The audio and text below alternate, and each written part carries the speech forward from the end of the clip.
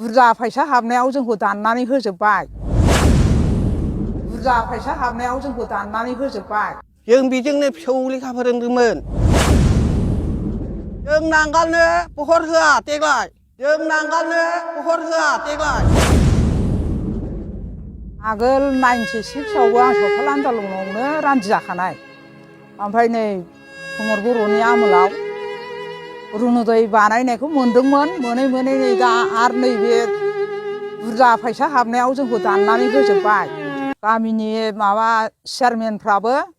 फटक बायदिसिना बिना लांबाय जोंखौ मोनफिनगोन होननानै थगायना लांदों आरो ओमफ्राय लांनानै दाननानैसो हैजोबबाय दाननानै गोजान गोजानाव सोजोबबाय गावसिनाव जोंनि नामफोरखौ बे चेयारमेनफ्रानो दानबाय गामिनानो देवानिफ्रा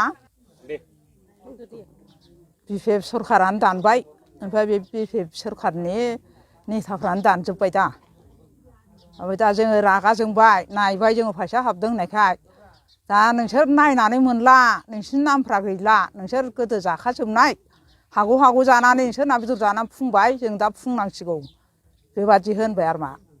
दा मोनखाला होननानै जोंखौ रायो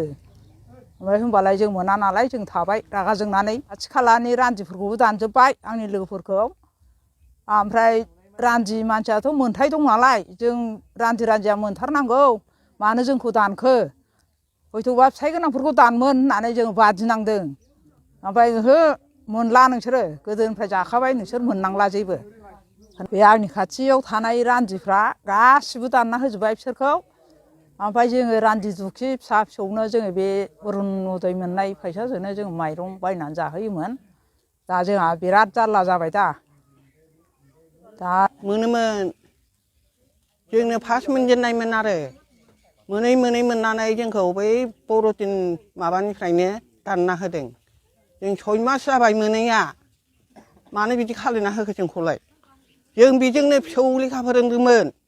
फिसौफोरखौ जाहोदोंमोन जोङो दा मानो मोनजाखै जोंलाय जेथ' जादों जोंखौ नांगाल जों नांगालनो बहर होआ देग्लाय जोंहा होगोन ट्रेक्टर प्रमद बर' नांगौ जोंनो प्रमद बर'खौ आगोलनि सोरखारजों हाया